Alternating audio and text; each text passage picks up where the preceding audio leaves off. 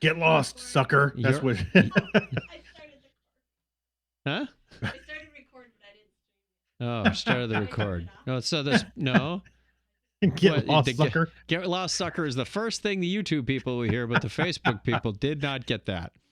Oh, okay. That'll be all lovely. right. Stream. Yeah. Streaming This is is much working. better. I checked the bandwidth beforehand, so we're still doing good. Although now we have guests in the guest house again.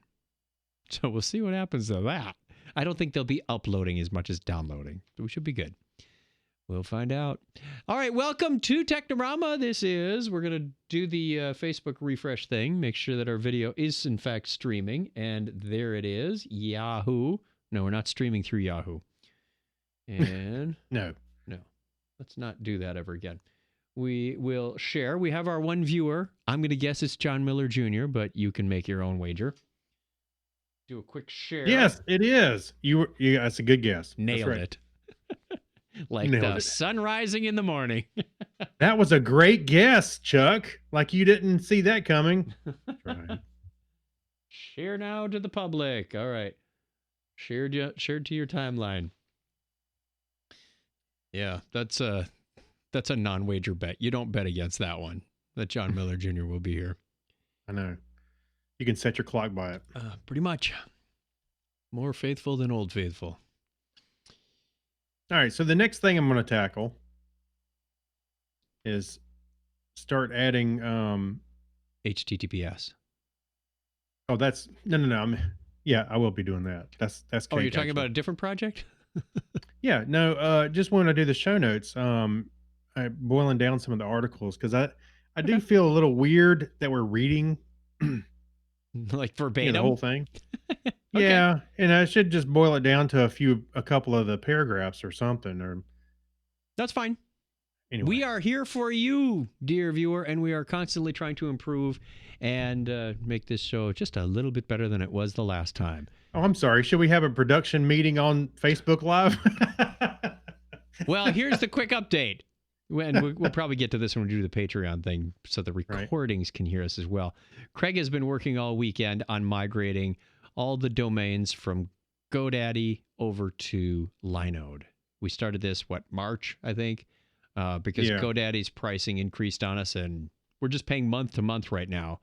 So we have enough funds to cover this. We just want to be more effective. We don't need to pay for two hosting providers. We're only using one at a time. So you got chuckchat.com moved over, which includes Technorama, Freestyle, Radio Yesterday, Interface, all those other ones. Actually, Interface to Face still out there. That wasn't a separate domain, was it? No, that was it's also there. That was all rolled in.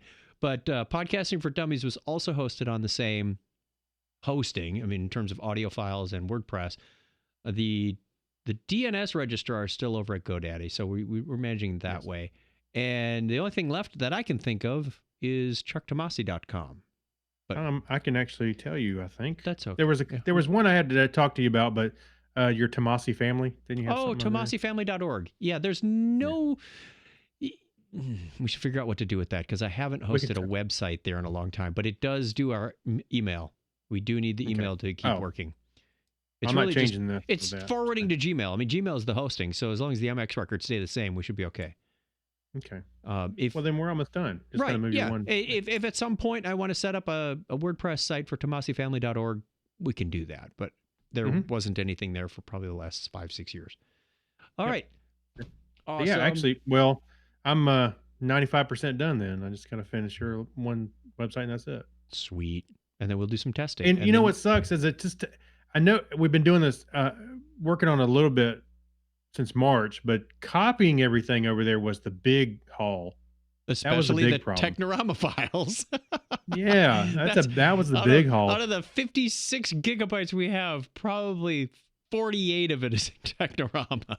Yeah, just because we've been around so long. So, I did that, and then the last few weeks, I would say the last 3 or 4 weeks has been involved with work. Oh, absolutely. ServiceNow. Not a our problem. knowledge conference. Not a problem. So, yeah. Much appreciated. And then any other time I was like, I just want to decompress. I don't want to do it. Watch some Star Trek, man. Yeah. So I can prepare for the other podcast. That's right. Yes. Actually, that's what I told Kim tonight. I said, going to record with Chuck and put out some, what I say? I called it, uh, to lighten the load on the rest of the world. Give them something, give them Well, something to be smile about.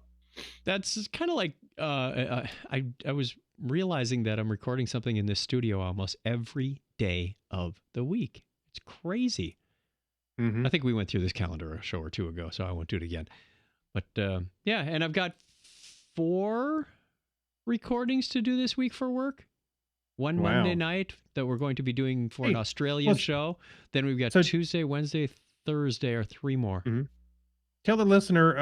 I know you were hosting some stuff at work this last week. Yes. Wanna tell everybody about that a little bit before we start the show. Yeah, sure. So we have a conference every year called Knowledge. Knowledge as in KNOW, as in the last part of service now is part of the knowledge thing. That's where they came up with the name. It's our big user conference, just specifically for our software. And we normally hold it at a big conference venue like Las Vegas, or this year it was going to be in Orlando. We had it in Orlando in 2017 as well. Well, situation being what it is, we went digital. So we took all of that content and put it in a digital format. We had to tweak and tune and pivot real fast. I think we were given probably about 5 weeks, 6 weeks to do this whole thing from conception to birth. And we took it from a 3-day in-person conference to a 6-week digital experience, because we know that a lot of people that are watching, when you're at a conference, you've got nothing else to do but be at that conference and go to the sessions and sit through the keynotes and socialize with people and go to the parties in the evening. You are at that conference for that specific thing. But when you're at home, you're going to have billable work, and you're going to have your home life, and things are going to interfere. So having this digital, you can watch the live things that are live at that time, or you can watch it later as maybe it's for the people over in EMEA or APJ or whatever. I mean, we were doing an APJ thing, and there was somebody from Texas on there because it just happened to be a more convenient time for that person to watch. No problem. So 2 a.m, I can pull this out. the long story over the 6 weeks of this is they have a host of this content. And for 5 of the 6 weeks, we are, I should say, we're in the midst of this. We are relying on Georgie Barrett. Some of you may know her from, is it the Gadget Show over in the UK? So she's a well-known, she's like the Leo Laporte of the UK, only cuter. Okay. So that's a very, very upbeat person, knows her stuff, knows how to present. And she's not a ServiceNow employee. And she has not been versed in what we do, but she's very good at script reading and good on-screen personality. So she did 5 of the weeks, and I did 1 of the weeks. Actually, she did a little prequel before our keynote, but that was only seen when it was being broadcast. If you go back and watch the keynote now, you don't see that. So I am the host for our CreatorCon week, which is our conference within a conference for our developers. And that was very, I was very proud to be able to do that, very honored and humbled to be able to be that face. There's a whole bunch of things I look at it now and go, oh, I got to change that, and I'd fix that. But it was fun because it was very much like doing this, except I had script to read and get the lines right and the inflections and the timing. Well, and it did have 100% less me. Well, not as much fun then. But it's funny being a technical person in marketing and having to do these podcasts and being creative and imaginative, because Craig, your voice was in my head a lot of the times making snarky comments, especially on the playbacks, because a lot of this was pre-recorded. I didn't even have to make the jokes. You just heard them in your head. Right. I had to stop them from coming out. I'm sorry. It was a lot of fun. I did get to pick on our sorry, not sorry. our chief technology officer, because he was sitting in his music room. There's a big, beautiful piano and guitars and whatnot. And I said, "Hey, do you play?" And he said, "Well, sadly, I'm very musically untalented. In fact, my wife is talented, and my kids they play, but I got kicked out of 6th grade handbell." And I said, "Oh, well, there's always time now to go online and take a few lessons." Yeah, that's right. So we got a good laugh out of that. It was fun. Yeah, boom. Yeah, my boss said, "Hey, lighten up the intro." So I said, "Well, let's take a stab at it." Okay. And it came out fine. I've been doing that for 15 years. We can handle that. Lighten it up, she says. You don't know what you're asking. That's right. So it's a lot of fun. I've got a few more to record for the community thing. We've got some short sessions. That should be a walk in the park because nothing there is scripted. I've got a few bullet items that I want to talk about. One is how to become a subject matter expert. One is my story of how I went from customer to employee to top of our leaderboard on the community. And the third one is my top 10 presentation tips, which is really the top things that tick me off when I'm watching someone else present.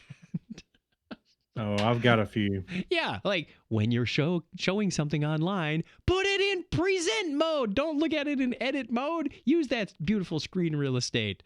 So I tell you what, real quick before we start. Yes. One thing that really bugged me on YouTube for a long time, people would do reviews of mobile apps or maybe even a phone, yes. and they would have to keep touching the phone to keep it awake. Okay.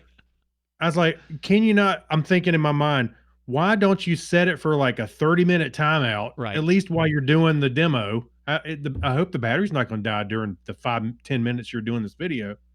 You see their hand coming up and waking it up. I'm like, just You mean they're holding it up to a camera, or are they doing? Where this? they got they got it. They got the camera setting right, but you see their hand come in and have to touch the screen to keep it awake. You should just show I'm like, just set it for 20, 30 minutes and, I use a remote screen app. On Android, Well, I use one called AirDroid. But okay. Sure. No, it's just somebody's demo on a phone or a mobile app. I saw that, especially Gotcha. over the last several years. People go, you see their finger come up and touch the screen trying to keep it awake. It's like, just set it for some ungodly amount of time. This is still the pre-show, by the way, if anybody's just tuning in. Yeah. We haven't even started Technorama. And we do have a lot of good stuff. None of it COVID related, thank goodness. Yeah, I tried. I'm going to tell you, it's hard to cull through all the news and get stuff we even that had is not COVID related. Jorgen Let me tell you, contributed. and I did it for you. I did it for you, listener, just so. Because we love you. Know. Yeah. We love you. There, you get a desk bell. Shall we begin then? Yes, let's do it. Okay, I got to bring your audio down just a smidge because you and Clinton were way hotter than I was on Topicus Track. As you can see, I'm doubling down on the Service Now stuff today. I got that. You got the 3 commas. And I got the hat and everything. Oh, yeah, I just got the T-shirt. I don't even know if we're allowed to. Maybe we should do a Service Now thing. I don't know. I do one every other day of the week. I've got to do one at 7 a.m. tomorrow.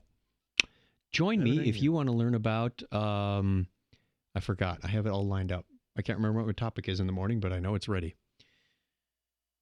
Okay, let us begin then. Let's do it. 5, 4, 3.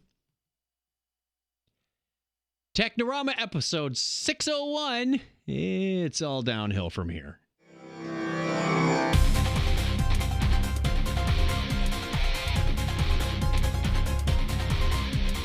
Hey, welcome to Technorama, the show that takes a lighthearted look at tech, science, sci-fi, and all things geek. My name is Chuck Tomasi, and thank you for watching. Thank you for being here. Thank you for returning. If you're a returning listener/viewer, we appreciate it very, very much. And joining me, as always, is Craig Stepp. How are you, Craig? I'm doing great. I'm still, I'm dodging and the COVID. Just whenever I see it, I kind of go this way, go that way. You need to aim your camera down just a wee bit. Get a little less headroom. Damn. How about this? There you go. Because Donna had the lower third and you were almost doing the Kilroy thing. Yeah.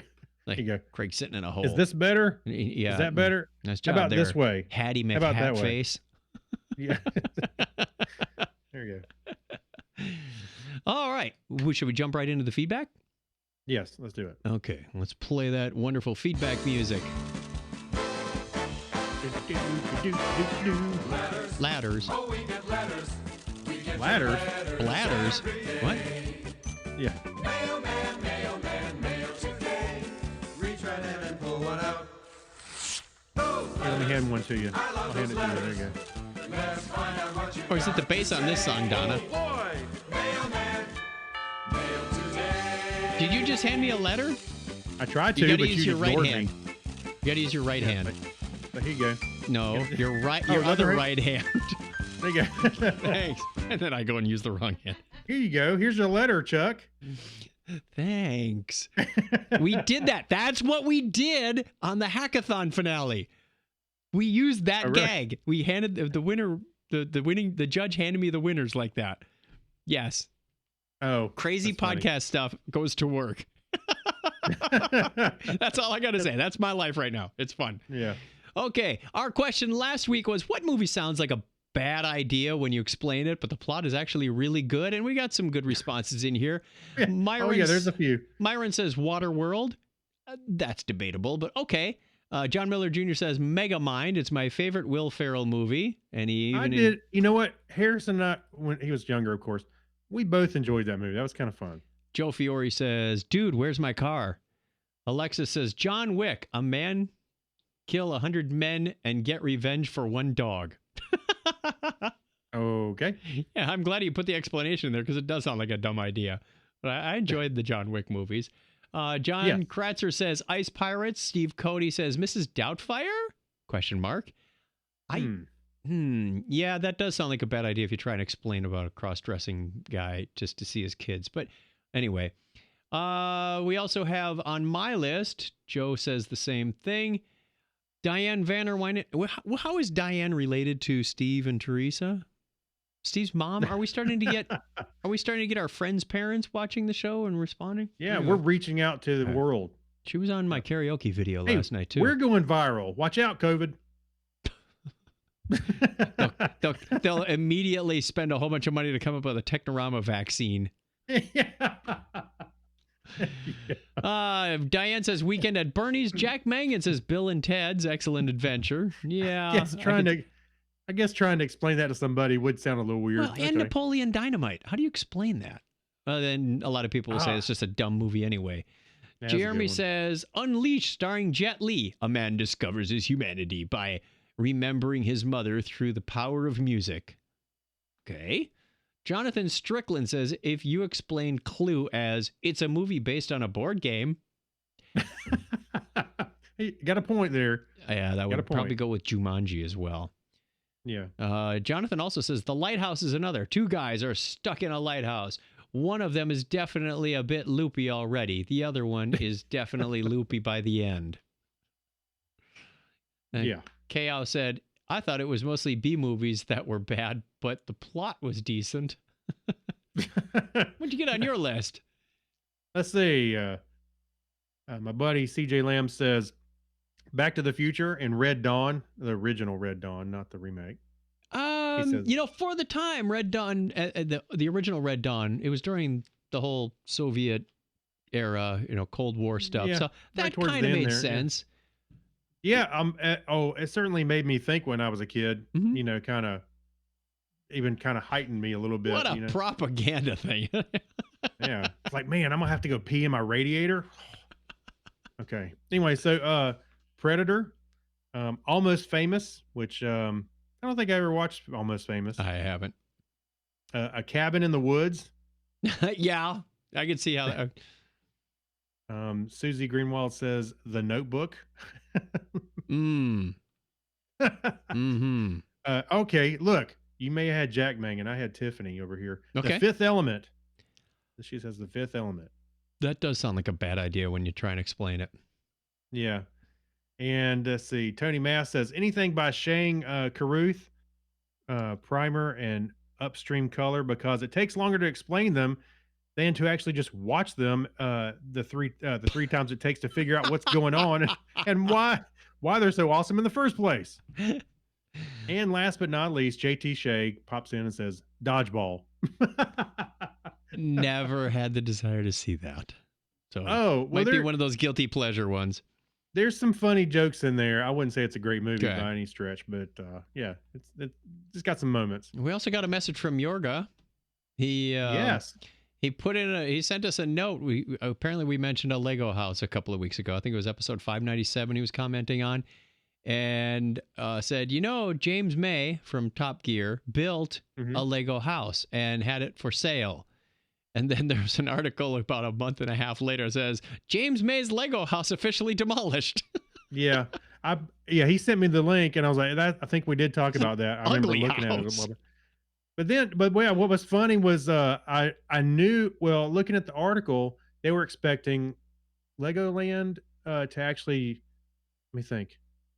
They were going to move the house somewhere. I'm trying to remember, and I think Lego was involved in that. Anyway, it fell through. Lego backed out of the deal. So really they had nowhere to go, and the vineyard where they put the house in, Yeah, it built it they in were a going to tear it vineyard. down. Yeah, so they were like, we need this real estate back because we need to put the grapes back in here. We need to put So, Chateau Picard on there. yeah, Chateau Picard. Yeah, because they knew the show was coming. So Back in 2009. yeah, so there's a short video on the follow-up article, and you can see them kind of. Oh, we have some breaking pictures them on there, out. Donna, of the Lego house. So, It's 00. There we go.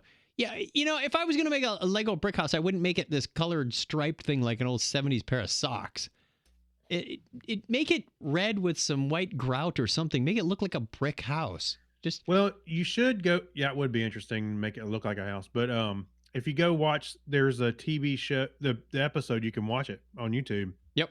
Where they talk about, they show them building it, and there's a designer and a pattern she was supposed to go. And there's through, another picture of it being torn down. Hey, what's funny is I watched part of that, and there was even a part where they put in a brown line, which was out of the pattern. I forget the color. I bet it was like yellow, blue, red, but brown. I was like, what? She goes, it looks like poo. She made them take out the several rows over it and remove it and continue. Oh my with the gosh. How pattern. would you do that once it's been locked in place? Well, they said it was 2 days worth of, Okay. Anyway, it was fun to watch. When they and did the teardown, though, they didn't save the Lego cat. No, they did not.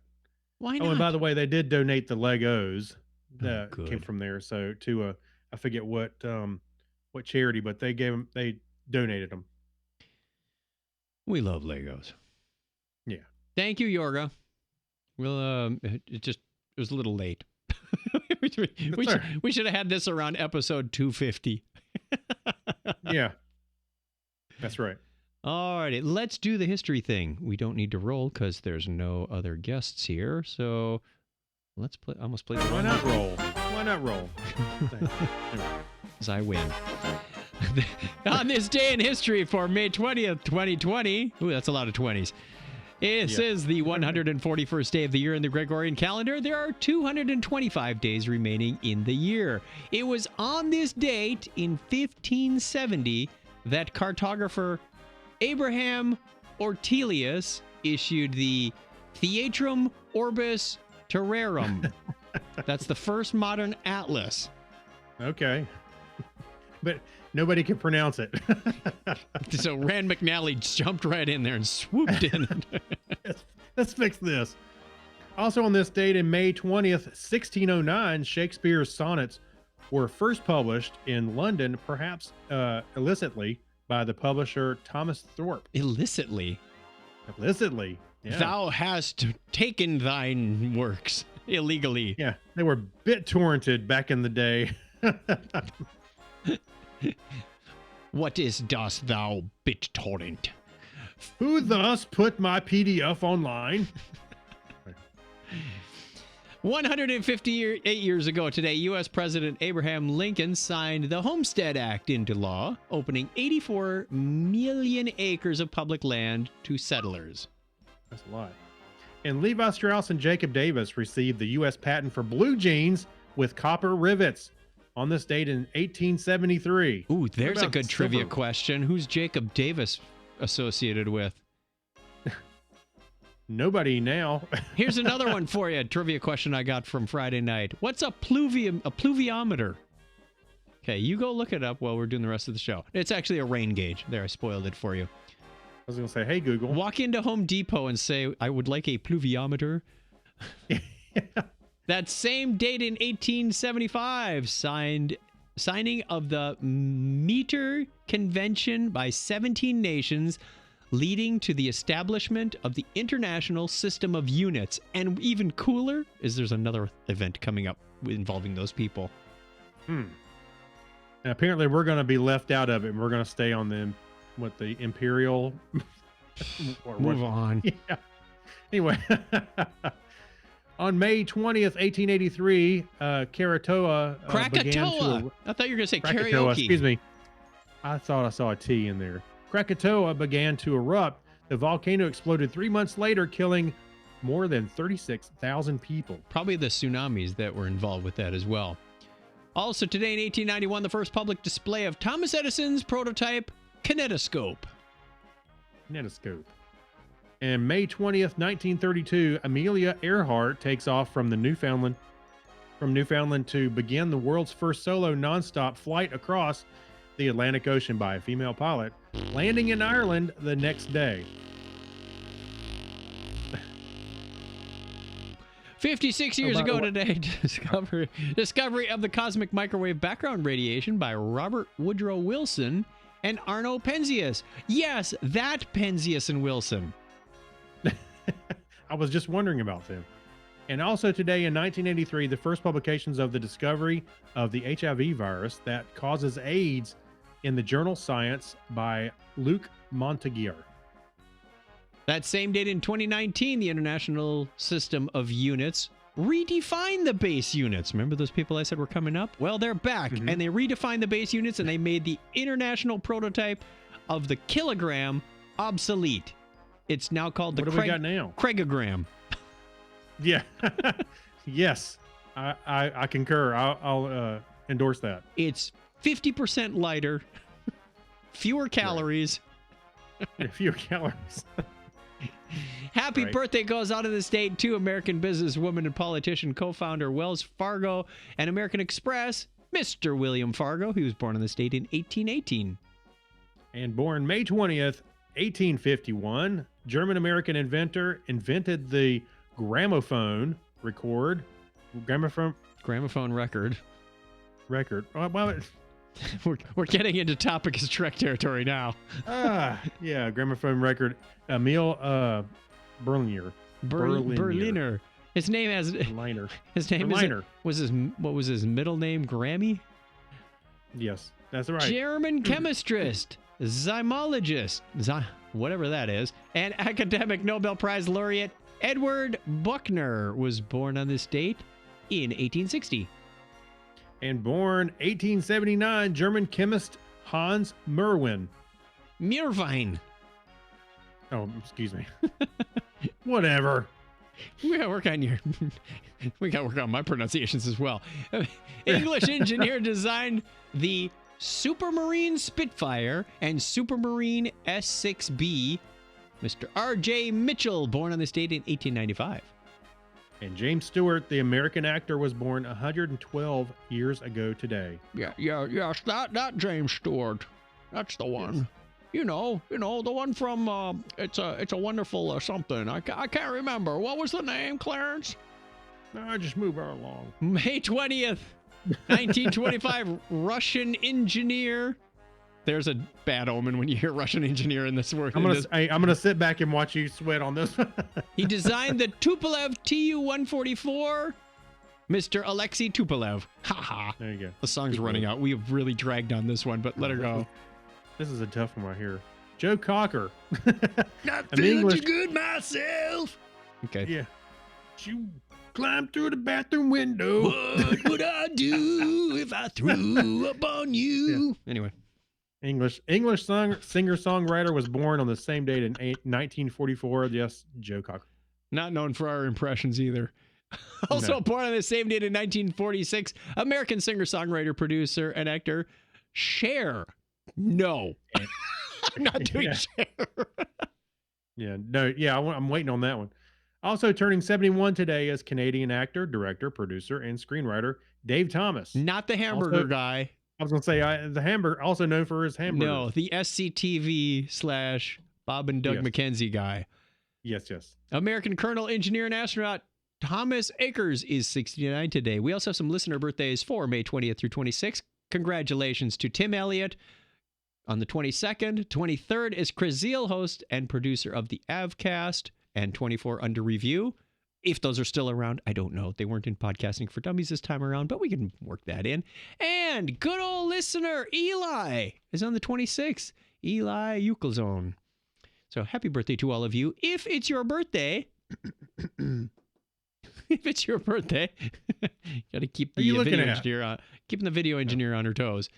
Go over to the wiki, chuckchat.com/wiki, and get your birthday out there. If it's your birthday and you're not on the calendar, we wish you all the best, and we will get you a shout out. There are people adding their birthdays. Craig redesigned this thing, made it real easy, and I can actually see who's on the calendar and who's been added since we implemented this. Quite a few, thank you very much.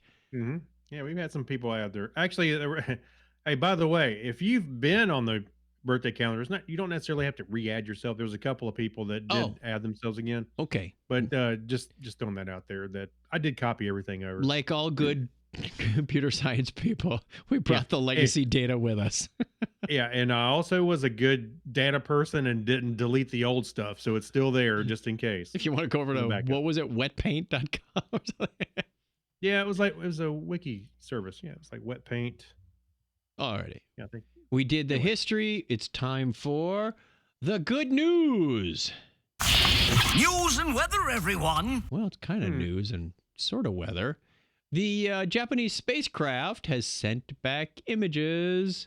Yes, Hayabusa 2 has touched down and sent us images of Ryugu. Why does that always make me want to eat Italian? Not ragu. Okay. I was thinking ragu. Hey, by the way, ragu is not Italian. I know. That's like saying Taco Bell is Mexican. Very American. Yeah. So, February 21st, 2019, the Japanese space agency Hayabusa 2 spacecraft touched down on the surface of asteroid Ryugu, the orbit of which brings it between Earth and Mars, granting researchers a close-up look at object's rocky surface. The images released in a paper published in the Journal of Science come as a precursor to the samples that will be returned to the research team in December 2020. Put it on your calendar. It's only a few months away. Yeah. The detailed observations promise to help astronomers better understand both the age and geological history of the body and grant insights into the material that formed the planets. Additionally, the collaboration of dust grains disturbed by the landing hints at periods of rapid heating by the sun during the orbital sweep that brought it close to our star. The discovery also has implications for the orbits of other asteroids in the solar system. This reminds me, if you have Amazon Video, or Prime Video it's called, but you know what I'm talking about. Mm-hmm. There is a wonderful series called The Planets. 5 series. I know there's more planets than that, but they kind of skip over the rocky ones real fast. They combine a couple of them together in one episode. But I think the one that I thought was most amazing was Jupiter.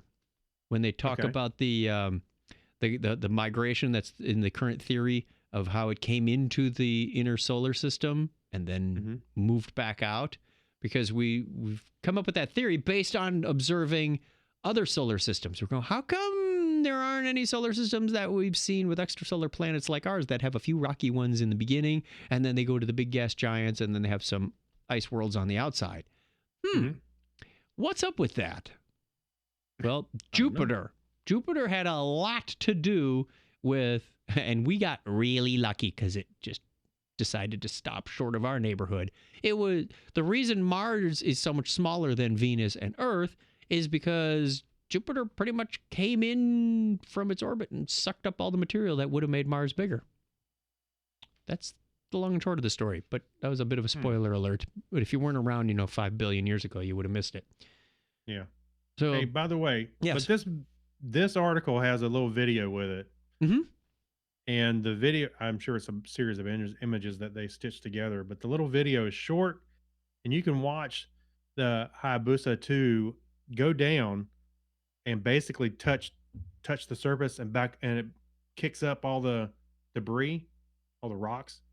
It is pretty awesome to see, and in the context that this is not Earth, this is something, this is another planet, and it's pretty awesome or planetoid, or I guess asteroid, but it's pretty awesome to watch and see it kick up and realize that this is all happening outside of our atmosphere. Well, that was kind of the fun we had when we sent out Rosetta to the duck-shaped the duck-shaped comet and landed Philae down there, kind of in the wrong place. But it went down and it bounced. Like, wow, there's so little gravity out there. So little gravity. Oh yeah, it's like as soon as it hit, you can see stuff going. Yeah. And you could see some of it kind of making its way down, but it wasn't like bonk, bonk, bonk. It wasn't bouncing or nothing. It was like kind of hanging out. So that's how they're getting their samples. They were hitting the They surface. knock into it. Oops, sorry. they hit it. Sorry. They were hitting it and kicking up stuff, and they were going to catch it. So, All right, we have another news by story. the way, yes. By the way, go ahead. I just wanted to say, Amy Bowen says she was referring to the Homestead Homestead Act that we were talking about a minute ago. She says she was at the Homestead National Monument in southeastern Nebraska, and it tells the story of the Homestead Act. Very it cool. says a neat museum, and she was there last July. So, And hello to Kathy Spurgeon Luke, longtime listener. We remember you from long ago. Thank you for tuning in again. You can see we've sort of upgraded since 2008, 7, whatever Have it we? was. Have we? Yes. I went back and yeah. watched one of our videos from 2011. Went, wow, okay. We got some work to do. We still have some Hey. work to do. Well, it's funny. You go back, even because I was moving all of our website stuff to another server. I went and listened to the Topic is Trek episode 1. Oh, just boy. for a moment. Oh, And I was boy. like, even our audio changed since then. The and it's first couple 5 or years. so was rough, just getting the timing down, and well, it wasn't that. It was just the audio quality. It's the audio changed a little bit. I thought we were always just thought it using was- Skype. Were we not? And recording on this end? It's probably Skype. Whatever. Go listen to it. You'll know. We were analyze the encoding it with- waveform, and you'll figure out where it's coming from. We were encoding it with vacuum tubes. Yeah. All right. Next article for you, Mr. Computer Hacker Guy. Yeah, and this is kind of scary. I always think the supercomputers that you see in the buildings and everything are and behind a glass wall are kind of safe, but no, they're not. It's for social distancing. So, yeah, that's right. So, so apparently, multiple supercomputers across Europe have been infected this week, I guess last week, with cryptocurrency mining malware, and have shut down the to investigate the intrusions, because they don't hook these things up to the internet, right? Right. No server Yeah. farm is hooked up to the internet. Because It's a known fact. security incidents have been reported in the UK, Germany, and Switzerland, while a similar intrusion is rumored to have also happened at the High Performance Computing Center in Spain. First reported of an attack came to light on Monday from the University of Edinburgh, which runs the Archer supercomputer. The organization reported security exploitation on Archer login nodes. That's a supercomputer error, by the way. It shut down the Archer system to investigate and reset the SSH passwords to prevent further intrusions. Archer, not Yeah. Archie. I did say Archie. I know. Archer. I know. Yeah, okay. And you got Edinburgh right. Good job. Yeah, I did. Edinburgh. The BWHPC, the organization that coordinates research projects across supercomputers in the state of Württemberg. We'll work Germany. on that. Yeah, whatever. Was also announced on Monday that 5 of its high-performance computing clusters had to be shut down due to similar security concerns. This included the Hawk supercomputer at the High Performance Computing Center in Stuttgart. Stuttgart. The BW Unicluster 2.0, and the 4HLR 2 clusters. These are all computers I'm not very familiar with, obviously. Anyway, I won't go through all this. But anyway, I just thought it was funny that I never thought about these computers would need, I guess, what operating systems do they run? I guess Linux.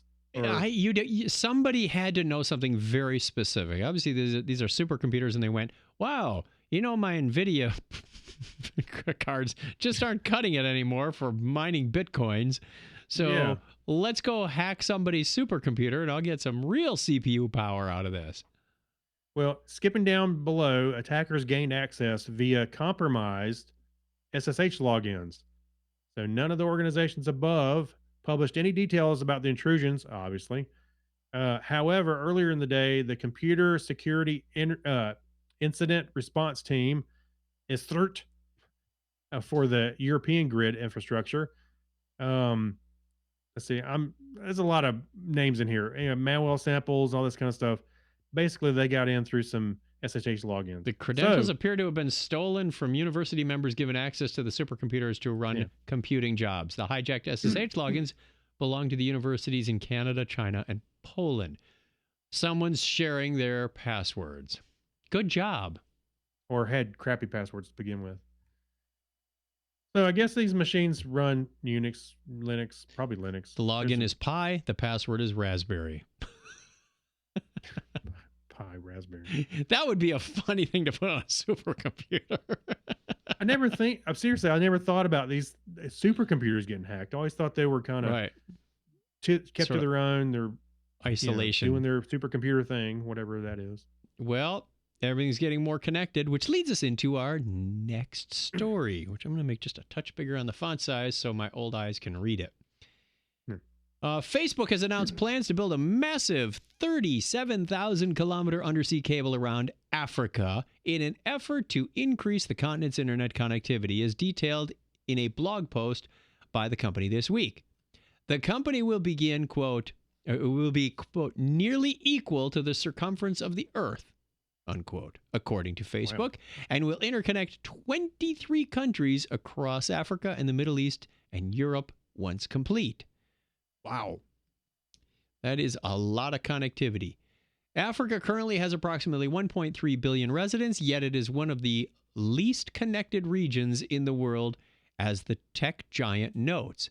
We are committed to bringing more people online to a faster internet, and with 3.5 billion people globally unconnected, there is still a lot to do, said Facebook. The company has partnered with various global networking providers for the project, which is dubbed To Africa with a number, To Africa, including China Mobile, MTN of South Africa, France's Orange, and Britain's Vodafone. Alcatel Submarine Networks and Nokia, a Nokia entity, have been recruited to construct the actual cable, which will be designed so that it can be buried 3 meters deeper than average in order to help prevent damage. They gotta bury this poor thing too. You can't just go lay the cable down. I want. It's like, why is Facebook putting cables out there? So they can own the internet. well, they can own part of it, I guess. Charge for it. I know it's telecoms, have their own cables and stuff like that, but it's just like kind of weird. This might be a philanthropic thing. I mean, getting more it's people to get people online, so there's more Sell more users ads. using Facebook. Is what eventually. Potentially. But who's to say Facebook is going to be a thing in 10 years? Huh? I don't know. I mean, well, I always thought it was weird that they bought the, was it Oculus, the VR goggles. They're trying and to they diversify. bought other companies. I'm like, they're not. They're a freaking website. That's what.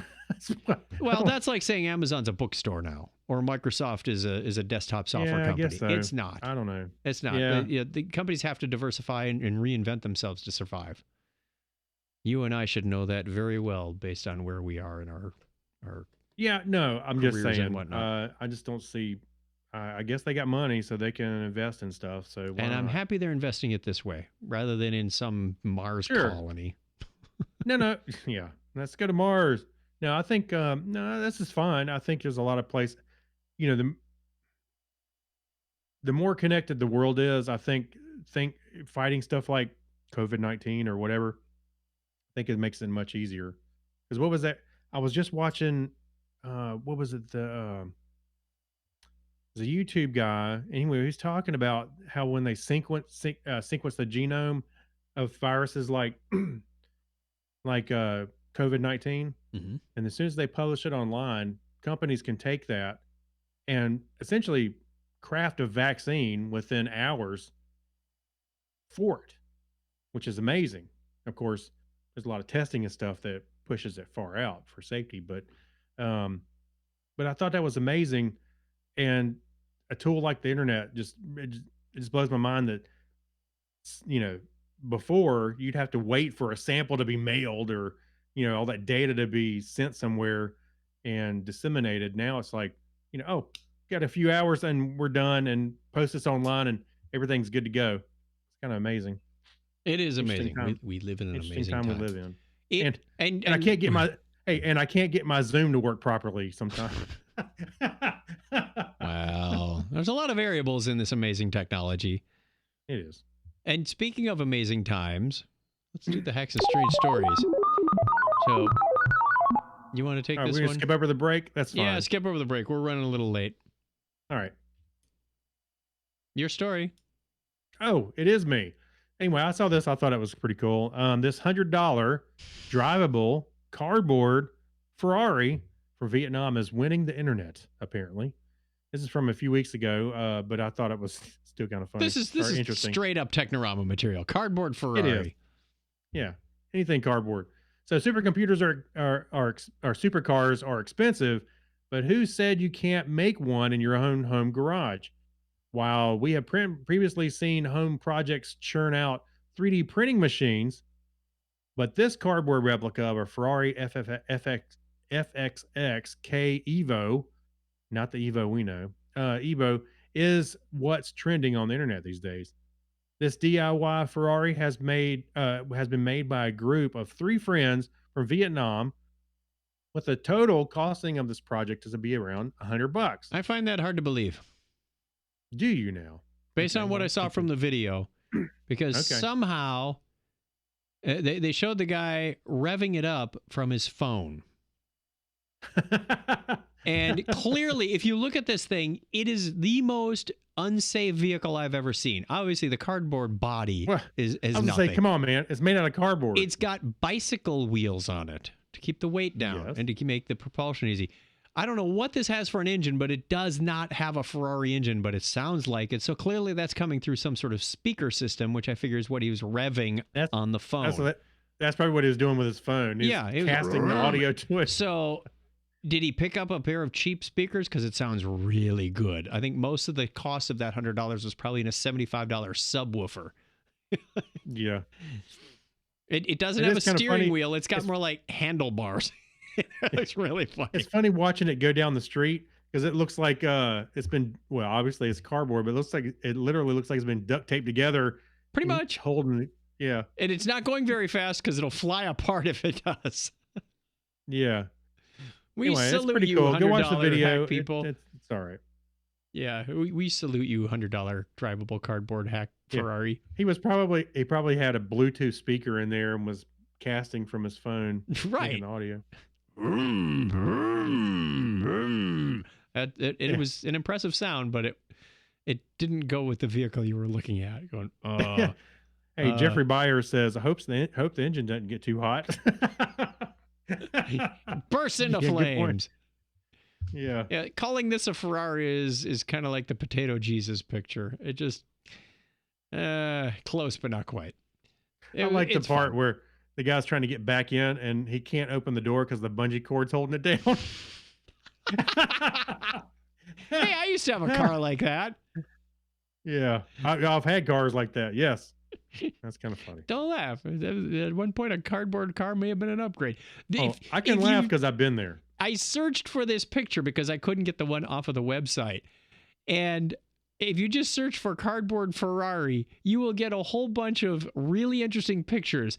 Most of the time, it's people putting cardboard over a regular car to make their regular car look like a Ferrari. One guy was even wearing like a cardboard Ferrari costume. Like he was cosplaying a cardboard Ferrari. It's really fun putting this show together sometimes. A little sneak peek of what goes on behind the scenes. I'm like, what? Yeah, there's the. Did you have a picture of one right now? Because I did not have one available. One guy's holding what's the body of the Ferrari, which is really all cardboard, putting it over his Right. smart car. Yeah, it was like dressing up his car to look like a Ferrari. But and some of these look like the cardboard comic book heroes that you see, all boxy. It didn't even have any body lines to Yeah, speak of. That's It's funny. just terrible. All right, quick shout out to the chat room. We have some people watching on Facebook Sunday night, Yes, we 9:30 do. Eastern time. Yes, we do. We have. Let's see. Who do we see? Go Obviously, ahead, John go Miller ahead and Jr. read your list. I'll see if We we gave can John match it Miller up Jr. here. a shout out before the show actually started. Amy Bowen, thank you very much. Yep. Kathy Spurgeon Luke, who we mentioned, thank you for watching. My cousin Jeff Byers, thank you. And that's all I see. I see Elton Chapman, Michael King, Craig Glassner is in here. Hey. Oh, your wife, Now, why don't I Donna see Craig Tomasi. Glassner? He's my She's friend. in here. You see my wife? Yeah, she's in there. Oh, she's like right behind this big monitor. Dawn over here. Duffy. Facebook, you amaze and confuse us. Yeah, I know. That's They're why trying we keep have us on to. their They're keeping us on our toes so we don't pay attention to that big cable they're putting in the ocean. Maybe the cable will let us see all the people that are on our chat. Right. You lacking bandwidth there? Thank you very much. If you want to join us on Facebook Live, go to Technorama Podcast and like the page. You'll get alerted when we put this thing on 9:30 Eastern Time on Sunday nights. We're here. We love doing it. We're here. And See, we're doing it right now. that's what we are doing. We are doing that. Let's do the happy-go-lucky song. Happy-go-lively, sorry. Because it's time for 6 technologies that have always been just 2 years away. Always. For the always last 2 years away. 50 years. Yeah. It's almost here, guys. Flying cars, jetpacks, hoverboards, or so we've been promised. It seems these technologies are always just 2 years away. At least that's what the media keeps telling us. Today, we're looking at promises for the near future that haven't quite arrived yet. We wanted so desperately to believe that they're just over the horizon, but we really wish that the horizon would stop moving on us. So, number 1, of course, is flying cars. About every 6 months or so, you get told your flying car is almost here.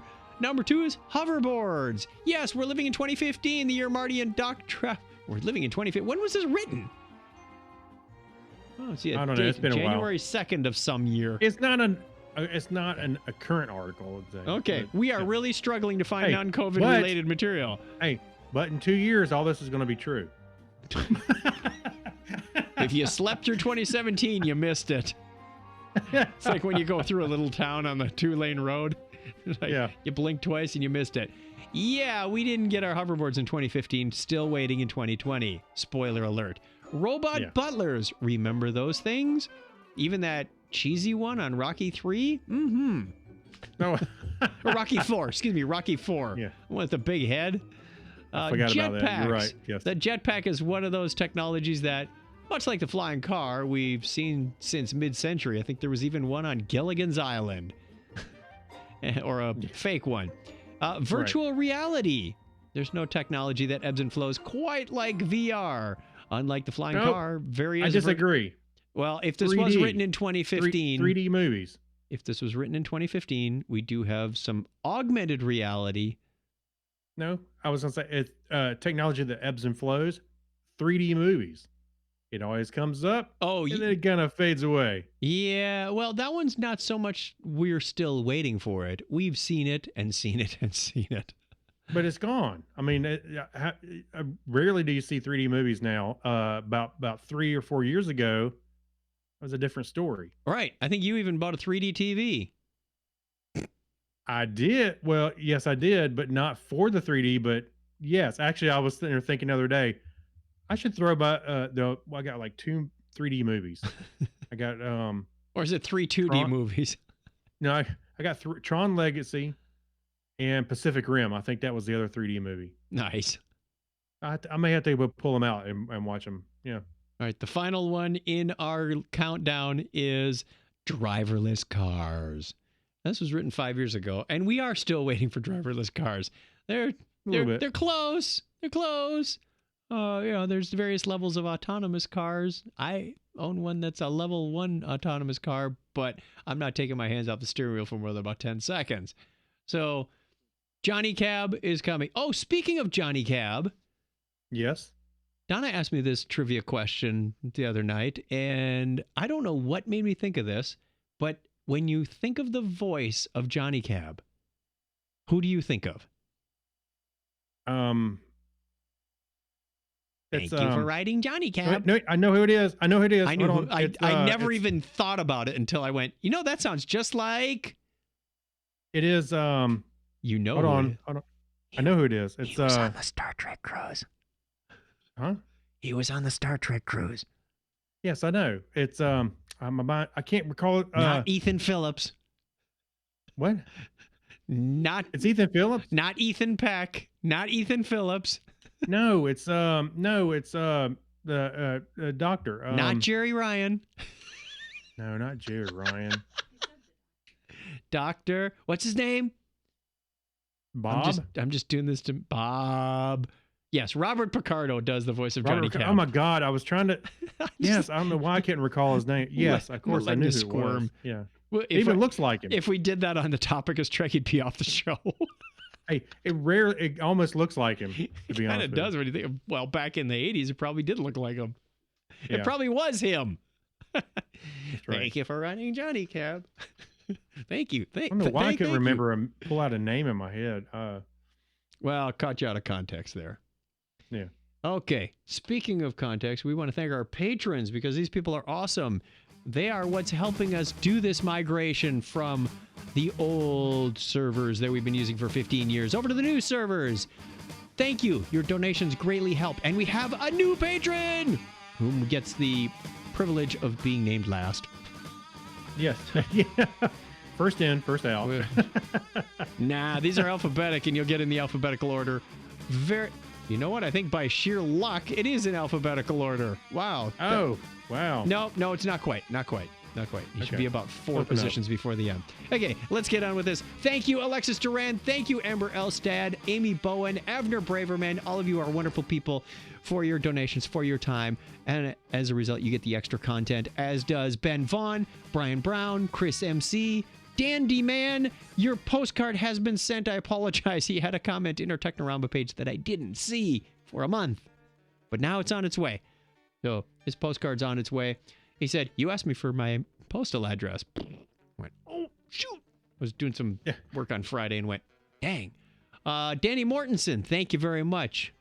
Dean Jensen, Denise Inglis, Gary Lindros, Harold McKinstry, John Clifford, John Noble, Jorga Schrauen, Christina, thank you, everybody. Kyle Nishioka, one of our long, loyal listeners. Leon, Mark Kilfoyle. Wait, that Leon? Yes. That Leon? That Leon that we see every Dragon Con and is probably at high risk that we don't see him this year. I know, right? Yeah. Mike Wills, Night Gig Studios, Saturday Morning Media, Stephen Wetchy, Steve Therian, and our latest, I wish I had a drum roll. I have a rim shot, but I don't have a drum roll. Drum roll for our newest Patreon member, Spiffy. Thank you very much, Spiffy. I love the name. That's awesome. Yes. You will be included. You can, for as little as $1 a show, you can be enshrined, get your thanks, and get special content. Now Spiffy gets to find out what all this content is that he or she has been missing. We don't even know what gender Spiffy is. It's just a cool next name. week, Spiffy will be out of here once they find out. I'm paying for this crap. Yeah. I pay for this. Thank you. You help pay the bills. You help with the software upgrades and equipment. We have headphones that are falling apart on this end that are going to need replacing soon once we are able to get in-studio guests again. Yeah. Think of the children. Think of the children wearing the headphones. You go over to our Patreon page if you are interested in supporting this show. It's only $1. It's really cool. It's $1 a show. What can you do about that? Patreon.com/Technorama Podcast. If you're watching the video, there it is right on the bottom of the screen. And if you are listening, let me say it again. Patreon.com/Technorama Podcast. Did you get it? Good. Yeah. Because we are almost out of music. I don't think we've burned that song very often. You get to hear this. Done. Awesome ending. Okay. On to Pass the Remote. Craig's got to pass me the remote. I knew this one was coming up sooner or later, so I think it's called Hand Me the Remote, but we'll work on that. Oh, there you go. We may even change it to Shut Up and Hand Me the Remote. Hand me the remote. Hang me the remote. We got to work on the typing skills too. Yeah. Sorry, I'm reaching around my microphone. It's hard. Mm-hmm. So anyway, I just recently finished Silicon Valley. I don't know if... How many seasons is it? There were 6. Okay. So let me pull up the cast here. So the cast was Originally had T.J. Miller in it, and he kind of left after a little while. Amanda Crew, Kamal Nanjiani, Thomas Middleditch, excuse me, and Zach Woods, and there's more. Martin Starr, and the whole list of people that's been on the show. Where can one And find the show? What's that? Where can one find the show? It's on HBO. Okay. So it was on Amazon Prime for a little while. That's where I finished the last season. Mm-hmm. But the entire I watched it. It's not so much a factual tech show, but it's funny because it's a caricature really of what goes on in Silicon Valley. It's a Mike Judge film, so if you or a show. So if you're familiar with Mike Judge, King of the Hill, Idiocracy, Office Space, that kind of stuff. Mm-hmm. This is his kind of humor, and it's fantastic. It's like sarcastic to a point, kind of humor, and like I said, a caricature of the way things are.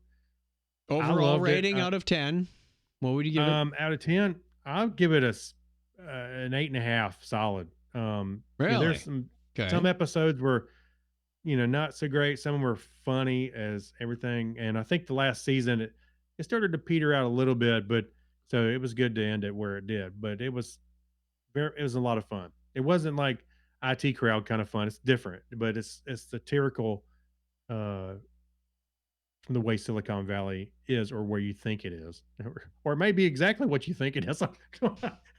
But it's well worth it to go check it out.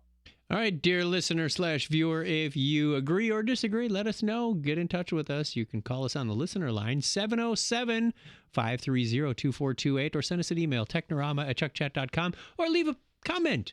We'll be posting this Tuesday night-ish, Wednesday. We'll have this podcast uploaded to the website. And you actually, you know what? Right now, while you're doing it live, you could comment, or anytime if you're watching the video. Yeah, we're waiting. We'll wait here. Live. We'll just wait. Do you think it's an 8.5 if you've seen it? If not, let us know why or why not. And we have one more thing in the media corner. We have a media corner. Oh, we got a lot of stuff tonight. Yeah, and this is really just a mention because it's a video. But Hey, where can I find some good information about music and TV and videos and things? Over here in the media corner. Sorry, I didn't mean to interrupt myself. Yeah.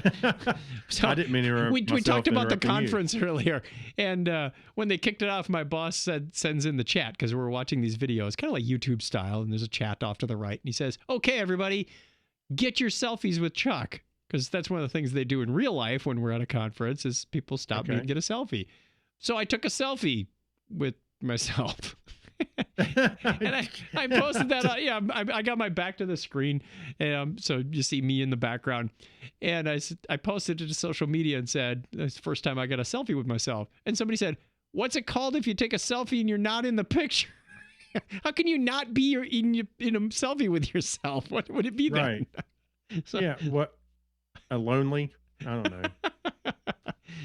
So Weber Baker sent us this video, and I think Donna showed this to me before I even saw this note. It's been going around the internet. There is a classically trained soprano who does her warm-up with the original Star Trek theme. You know, the vocal singing. No. Yeah, that. I guess I am a soprano now. Yeah. If I can hit that one. Well, Karaoke Saturday night, kids. It's a lot of fun. Yeah, let's say wait till next week. I can see where this is going. No, I can't. I don't think I could strike the end of that. And she really was solid nailed it. on those notes. Oh, yeah. Yeah. So, yeah, go check out the video. It's a lot of fun to watch. It's not very long. It is. Very short thing. All right. Our question of the week. We are at the end, which is fine because we're at 50 minutes. We are at the end. Our question of the week is, what's one question you hate being asked? And this one doesn't count. Yeah, that's right. This one doesn't count. I'll put that in parentheses. What's one question you hate being asked? Okay, do you have one off the top of your head, Craig?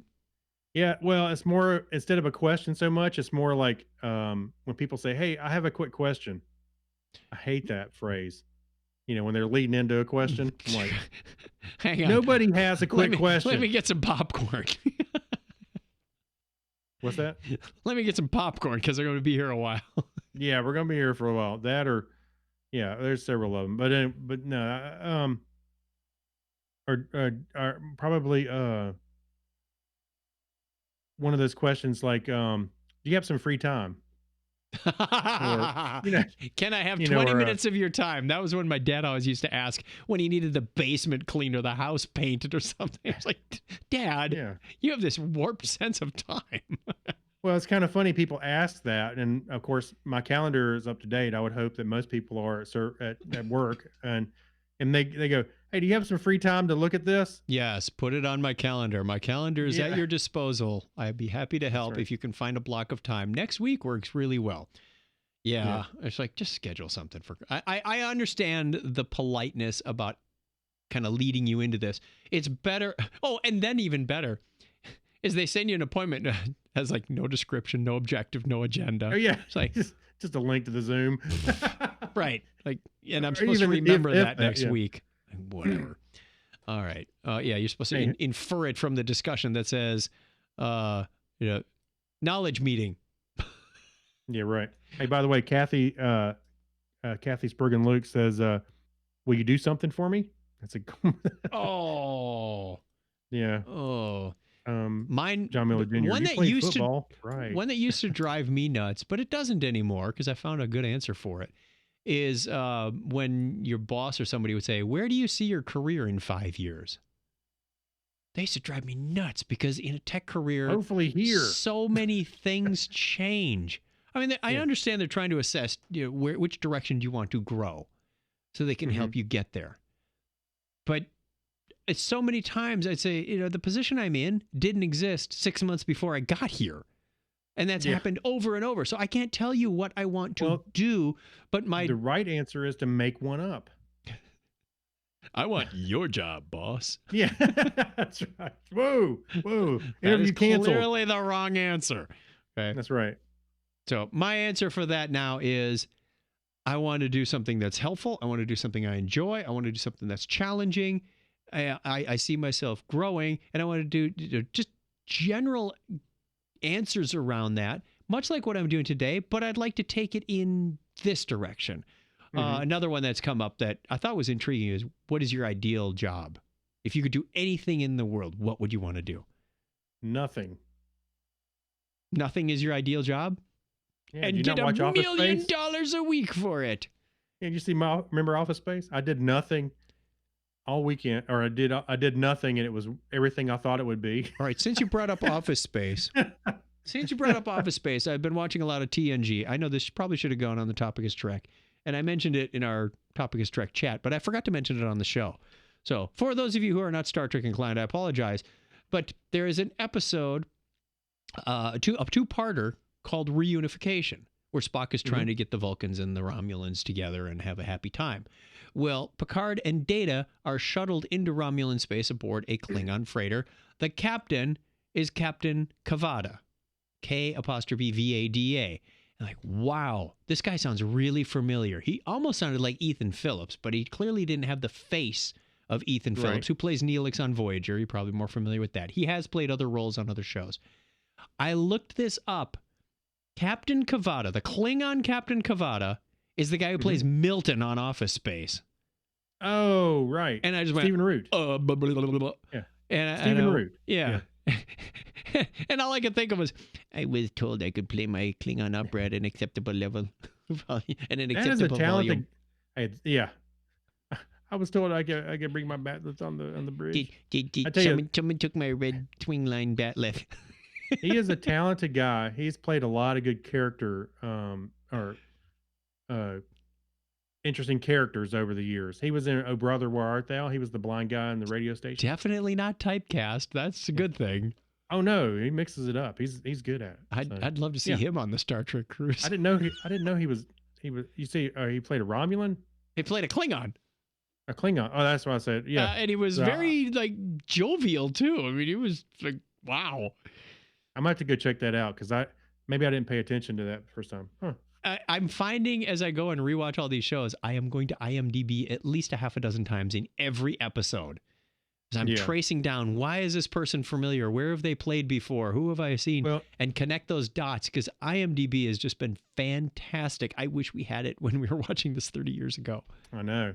Well, if you watch some of that stuff through Amazon. Yes, Amazon has the X-ray feature, and they would tell X-ray you is awesome. You some pause of it. that. It's not complete as looking through like the whole actor's listing Well, of they will everything. highlight the faces, and you can kind of see. They do it's easy like to 2 pick or up. 3, also known for, but I don't know. Going to IMDb is a whole lot more comprehensive for me. Well, what else is interesting about Amazon Prime, and I'm not telling everybody something brand new, but what's really cool is if you pause it, sometimes they'll have trivia and things like that from this, because Amazon owns IMDb, so all that stuff is pulled from there. I didn't know that. Yeah. Huh. Okay. If you go to, I think it says IMDb by Amazon, doesn't it? IMDb.com. Oh, That would we gotta explain close why the they show have a out. lot of Amazon videos at the top. Yeah. All righty. Yeah, That brings us to the end. That's our question of the week. What's one question you hate being asked? We want to find out. And let's play the out theme. Thank by you for the joining way- us. Yes.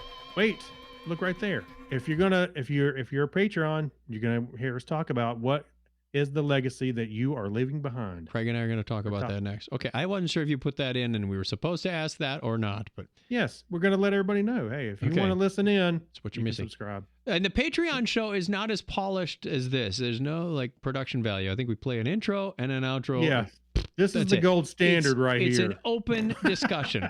Yes, the entire Podcasting for Dummies book is written for this format. I'm just kidding. Yeah, right. If you're not doing it our way, you suck. Yeah, that's exactly right. Thank you for joining us on Technorama. You can reach us again on the listener line, 707-530-2428, right there at the bottom of the screen. See right there? Thank you very much, Donna, for being our video engineer, switching cameras, getting those images up during the show. We appreciate that very much. And thank you, listener/viewer, for tuning in, downloading, subscribing, whatever it is you do. We appreciate it very much.